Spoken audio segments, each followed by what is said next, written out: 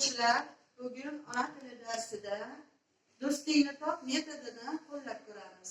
Bu metod bizga tanish. Bu metod bilimdonlikka, chaqqonlikka va zukkolikka chorlaydi. Marhamat. Savollar bu joyda, javoblar esa doskada.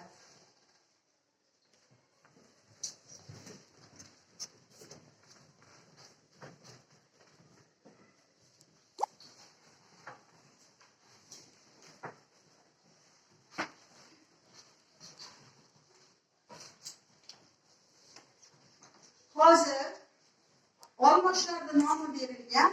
Siz esa u joydan javoblarini topasiz. O'zlik olmoshi. O'z so'zi. Barakalla. So'roq olmoshlari. Kim, nima, qayer, qanaqa, qaysi, qalay, qancha, necha, nega. Barakalla. Bo'lishsizlik olmoshi. Hech kim, hech narsa, hech qachon, hech qanaqa, hech qaysi. Barakalla. Belgilash olmoshi.